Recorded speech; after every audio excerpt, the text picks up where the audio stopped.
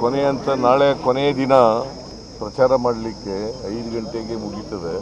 So ಅಲ್ಲಿವರೆಗೂ ಕೂಡ campaign ಮಾಡ್ಬೋದು, ಮನೆಗೆ ಓಟ್ ಕೇಳ್ಬೋದು. ಆಮೇಲೆ ಕ್ಯಾಂಡಿಡೇಟು ನಾವ್ಯಾರು ಇರೋಂಗಿಲ್ಲ, ನಾವಿರೋಂಗಿಲ್ಲ. ಕ್ಯಾಂಡಿಡೇಟ್ ಮನೆಗೆ ಹೋಗಿ ಓಟ್ ಕೇಳ್ಬೋದು. ಮತ್ತು ಇಲ್ಲಿ ವೋಟರ್ಸ್ ಆಗಿರೋರು ಕೇಳ್ಬೋದು, ಮನೆಗೆ ಹೋಗಿ ಓಟ್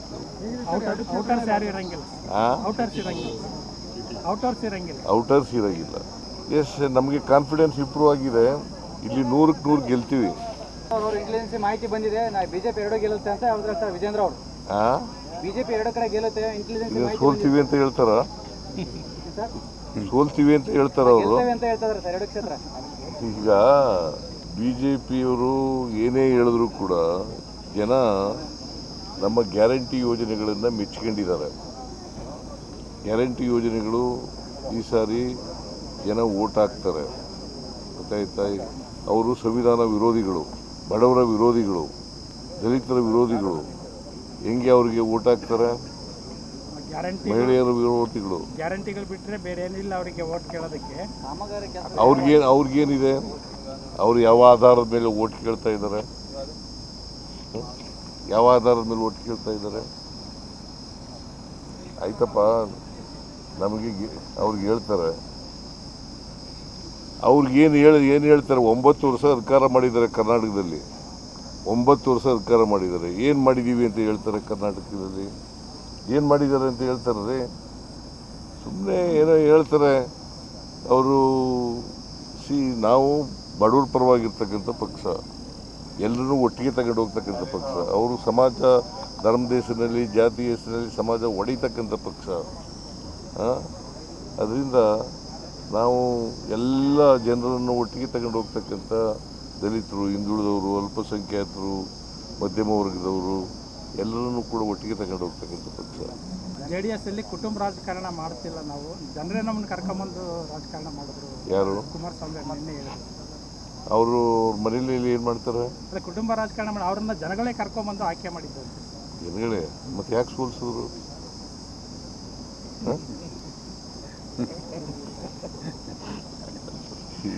ಈಗ ಚನ್ನಪಟ್ಟಣದಲ್ಲಿ ಸೋತವ್ರು ಯಾರ್ರಿ? 3 ಸರಿ ಅವ್ರ ಮಗ ಅಲ್ವಾ? ರಾಮನಗರ ಅವ್ರಿಗೆ ಗೆದ್ದಿದ್ರಲ್ಲ, 23ರಲ್ಲಿ ಗೆದ್ದಿದ್ರಲ್ಲ, ಅಲ್ಲಿ ಸೋತರು. ಯಾಕೆ? ಜನ ಕರ್ಕೊಂಡ್ಬಂದಿದ್ರು ಅವ್ರಿಗೆ. 22,000 ಅಂತರದಿಂದ ಗೆದ್ದದು ನಮ್ಮ ಅಭ್ಯರ್ಥಿ.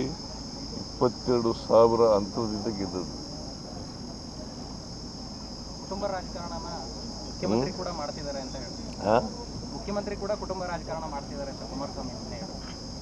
ಆಯ್ತಪ್ಪ, ಅವರು ಹೇಳ್ಬೇಕಾದ್ರೆ ಅವ್ರ ಕುಟುಂಬ ರಾಜಕಾರಣ ಮಾಡಬಾರ್ದಲ್ವಾ? ಅವರಪ್ಪ, ಅವ್ರ ಮಕ್ಕಳಿಬ್ಬರು, ಮೊಮ್ಮಕ್ಕಳು, ಅವ್ರ ಮೊಮ್ಮಗ ಸೊಸೆ, ಇಬ್ಬರು ಸೊಸೆದಿರು, ಆಮೇಲೆ ಇಬ್ಬರು ಮೊಮ್ಮಕ್ಕಳು, ಎಷ್ಟು 4 ಜನ ಮೊಮ್ಮಕ್ಕಳು. ಜನ ಬಯಸಿದ್ರೆ ರಾಜಕಾರಣ ಮಾಡಲಿ, ಮಾಡಬಾರ್ದು ಅಂತ ಹೇಳಲ್ಲ ನಾನು. ಜನ ಬಯಸಿದ್ರೆ ಪ್ರಜಾಪ್ರಭುತ್ವ ಇದು, ಜನ ಬಯಸಿದ್ರೆ ರಾಜಕಾರಣ ಮಾಡಲಿ. ಆದರೆ ಜನ ತಿರಸ್ಕಾರ ಮಾಡಿದ ಮೇಲೂ ಕೂಡ ಅದನ್ನು ಹೇಳೋದು ಇದೆಯಲ್ಲ, ಅದು it is not correct. Zameer Ahmed ಅವರು ನಿನ್ನೆ ಬಂದರು, ಪತ್ರಿಕಾಗೋಷ್ಠಿ ಮಾಡಿ ಹಾಗೆ ಹೋದ್ರು, ಪ್ರಚಾರಕ್ಕೆಲ್ಲೂ ಬಂದಿಲ್ಲ ಅಂತ ಹೇಳಿ. ಜಮೀರ್ ಅಹಮದ್ ಅವರು ನಿನ್ನೆ ಬಂದರು, ಪತ್ರಿಕಾಗೋಷ್ಠಿ ಮಾಡಿ ಹಾಗೆ ವಾಪಸ್ ಹೋದ್ರು, ಪ್ರಚಾರಕ್ಕೆಲ್ಲೂ ಬಂದಿಲ್ಲ ಅಂತ ಹೋಗಿಲ್ಲ ಸರ್ ಅಂತ ಹೇಳಿ. ಏನು ಪತ್ರಿಕಾಗೋಷ್ಠಿ ನೀವು ಪ್ರಚಾರ ಮಾಡಲ್ವಾ? ನಾವು ಮಾಡ್ತೀವಿ ಸರ್.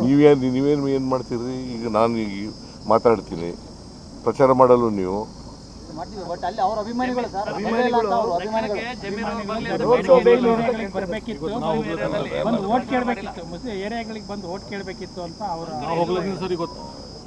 ಅಭಿಪ್ರಾಯ. ಸಮಯ ಇಲ್ಲ, ಅವರು ಹೋಗಿದ್ದಾರೆ ಬಾಗಲಕೋಟೆ. ಸಮಯ ಇಲ್ಲ, ಇಲ್ಲಿಗೆ ತುಂಬಾ ಅಗತ್ಯ ಇತ್ತೇನೋ ಅವರು, ಇಲ್ಲಿಗೆ ಅಗತ್ಯ ಇತ್ತು ಅಂತ ಅವ್ರು ಹೇಳೋದು. ಎಲ್ಲ ಕಡೆ ಅಗತ್ಯ ಇದೆ ಅವ್ರದ್ದು. ಬಾಗಲಕೋಟೆಯಲ್ಲೂ ಕೂಡ 42,000 ಮುಸ್ಲಿಂ ಓಟ್ಗಳಿದ್ದಾವೆ. ಇಲ್ಲಿ ಅವರ ಅಭಿಮಾನಿಗಳು ಕೇರಳದಲ್ಲಿದ್ದರು, ಅವರು 4ನೇ ತಾರೀಕು ಕೇರಳದಲ್ಲಿದ್ದರು. ಸೊ ಹಾಗಾಗಿ ಹೆಚ್ಚು ಸಮಯ ಇರಲಿಲ್ಲ. ಇವತ್ತು ಅಲ್ಲಿ ಬಾಗಲಕೋಟೆಯಲ್ಲಿ ಮಾಡಿ, ಆಮೇಲೆ ನಾಳೆ ನಾಳೆ 5 ಗಂಟೆವರೆಗೆ ಮಾತ್ರ ಇರೋದು. 5 ಗಂಟೆವರೆಗೆ ಮಾಡಿ ಹೊರಟೋಗ್ತಾರೆ. ಅಲ್ಲೇ ನೋಡಪ್ಪ, ಅವರು state minister without independent portfolio. State minister without independent portfolio. ಮತ್ತು ಅವ್ರಿಗೆ ಫೈಲ್ಗಳು ಬರ್ತಾವ? ಅವ್ರು ಹೇಳ್ತಾರಪ್ಪ ಬರ್ತವೆ ಅಂದರೆ ನನಗೆ ಗೊತ್ತಿರೋ ಮಟ್ಟಿಗೆ ಬರಲ್ಲ. ಅವ್ರಿಗೇನು ಬರ್ತವೆ ಅಂತ ಹೇಳ್ಬೋದು.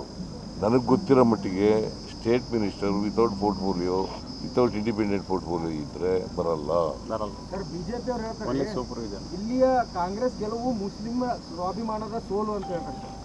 ಮುಸ್ಲಿಂ ಚಲವಾದಿ ನಾರಾಯಣ ಸ್ವಾಮಿ ಅವರು ಇಲ್ಲಿ ಕಾಂಗ್ರೆಸ್ ಗೆದ್ರೆ ಮುಸ್ಲಿಮರ ಚಲವಾದಿ ನಾರಾಯಣ ಸ್ವಾಮಿ ಯಾವ ಪಾರ್ಟಿಲಿ ಇದ್ರು ಮೊದಲು? ಯಾವ ಪಾರ್ಟಿಲಿ ಇದ್ರು ರೀ? ಇಲ್ಲಿಂದ ಲಾಭ ಪಡ್ಕೊಂಡು ಅಲ್ಲಿಗೆ ಹೋಗಿ BJPಗೆ ಹೋಗಿ ಅಲ್ಲಿಯೂ ಲಾಭ ಪಡ್ಕೊಂಡು ಈಗ BJP ಪರ ಮಾತಾಡ್ತಾರೆ. ಇಲ್ಲಿ ಏನೇನು ಮಾತಾಡಿದ್ದಾರೆ ಹೇಳ, BJP ಬಗ್ಗೆ ಏನೇನು ಮಾತಾಡಿದ್ದಾರೆ ಅಂತ. ಅವ್ರಿಗೆ ವಾಟ್ ಮಾರಲ್ ರೈಟ್ ಈ ಹ್ಯಾಸ್? ನೀವು ಅನ್ನರಾಮಯ್ಯ ಅಂತ ಎಲ್ಲ ಕಡೆ ಇರ್ತೀರಿ. ಕುಮಾರಸ್ವಾಮಿ ಅವರು ನಿನ್ನೆ ಅನ್ನರಾಮಯ್ಯ ಅಲ್ಲ ಅಂತ ಹೇಳಿದ್ದಾರೆ. BJP ಅವ್ರ ಬಗ್ಗೆ ಏನೇನು ಬೈದಿದ್ದಾರೆ ಇವರಪ್ಪ ಇವರು ಅಂತ ಹೇಳ. ಈಗ BJP ಜೊತೆ ಸೇರ್ಕೊಂಡಿದ್ದಾರೆ ತಮ್ಮ ಉಳಿವಿಗೋಸ್ಕರ, ಅಸ್ತಿತ್ವಕ್ಕೋಸ್ಕರ. BJP ಅವ್ರ ಬಗ್ಗೆ ನರೇಂದ್ರ ಮೋದಿ ಅವ್ರ ಬಗ್ಗೆ ಏನು ಮಾತಾಡಿದ್ದಾರೆ? BJP ಬಗ್ಗೆ ಮಾತಾಡಿದ್ದಾರೆ ಹೇಳ. ಅವ್ರಿಗೆಲ್ಲ ಏನ್ರಿ ಇದೆ? What moral right they have? Party cut ತೋರಿಸ್ಲಿ ಸರ್, ಅವರು ಪಾರ್ಟಿ ಕಟ್ ತೋರಿಸ್ಲಿ ನೋಡೋಣ, ನಾವು 30 ಸೀಟ್ ಆದ್ರೆ ಗೆಲ್ತೀವಿ, ಪಾರ್ಟಿ ಕಟ್ ತೋರಿಸ್ಲಿ ಅಂತ ಹೇಳ್ತಾರೆ ಸರ್.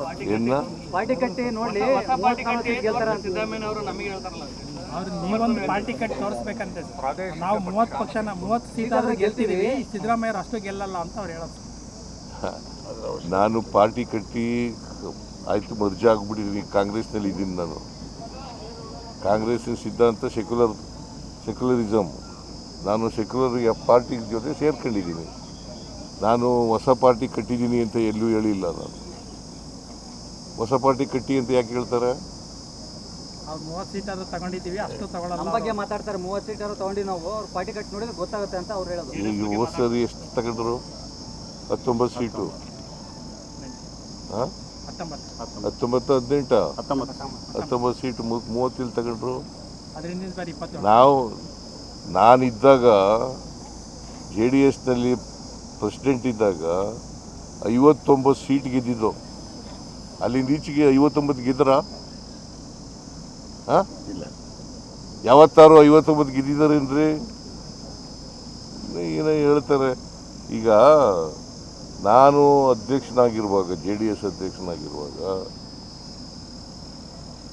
2005ರಲ್ಲಿ 2004ರಲ್ಲಿ ಎಷ್ಟು ಗೆದ್ದರು ನಾವು? 59 ಸೀಟು. ಈಗ ಎಷ್ಟು ಗೆದ್ದಿದ್ದರು? 19 ಬಂದಿದ್ದಾರೆ. ಪ್ರತಿ ವರ್ಷ ಇಳಿತಾ ಬರ್ತಾ ಇದ್ದಾರೆ, ಕಡಿಮೆ ಆಗ್ತಾ ಇದ್ದಾರೆ. ಕೈಗಾರಿಕಾ ಅಭಿವೃದ್ಧಿಗೆ ಕರ್ನಾಟಕದಲ್ಲಿ ಸರ್ಕಾರ ಅಡ್ಡಿಪಡಿಸ್ತಾ ಇದೆ ಅಂತ ಕುಮಾರಸ್ವಾಮಿ ಅವರು. ಕೈಗಾರಿಕಾ ಅಭಿವೃದ್ಧಿಗೆ ಸರ್ಕಾರ ಅಡ್ಡಿಪಡಿಸ್ತಾ ಇದೆ, ಸಪೋರ್ಟ್ ಮಾಡ್ತಿಲ್ಲ ಅಂತ. ಯಾರು? ಕರ್ನಾಟಕದಲ್ಲಿ ಕೈಗಾರಿಕಾ ಕುಮಾರಸ್ವಾಮಿ ಅವರು ಹೇಳಿದರು. CIOCL, HMT ಉದಾಹರಣೆಗಳನ್ನು ಕೊಟ್ಟು ಅವರು ಕೊಟ್ಟ ಕುದುರೆಯನ್ನು ಏರದವ ವೀರನೂ ಅಲ್ಲ ಶೂರನೂ ಅಲ್ಲ, ಆ ಥರ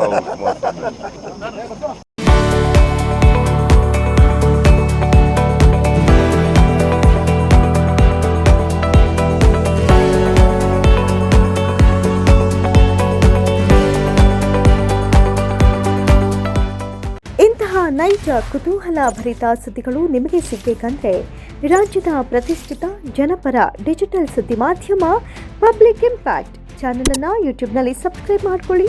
ವಿಡಿಯೋ ಇಷ್ಟವಾದರೆ ಲೈಕ್ ಮಾಡಿ, ನಿಮ್ಮಿಷ್ಟದವರಿಗೆ ಶೇರ್ ಮಾಡಿ ನಮ್ಮನ್ನು ಪ್ರೋತ್ಸಾಹಿಸಿ. ಹಾಗೆಯೇ ಫೇಸ್ಬುಕ್ನಲ್ಲಿ ಪಬ್ಲಿಕ್ ಇಂಪ್ಯಾಕ್ಟ್ ಫಾಲೋ ಮಾಡೋದನ್ನು, ಇನ್ಸ್ಟಾದಲ್ಲಿ ಜೊತೆಯಾಗೋದನ್ನು ಮಿಸ್ ಮಾಡಬೇಡಿ. ಜಾಹೀರಾತು ಹಾಗೂ ಬಿಸ್ನೆಸ್ ಪ್ರಮೋಷನ್ಗಾಗಿ ಸಂಪರ್ಕಿಸಿ 9606037450 ಅಥವಾ 9353224116. ಇದು ಪಬ್ಲಿಕ್ ಇಂಪ್ಯಾಕ್ಟ್, ಜನಶಕ್ತಿಯೇ ನಿರ್ಣಾಯಕ.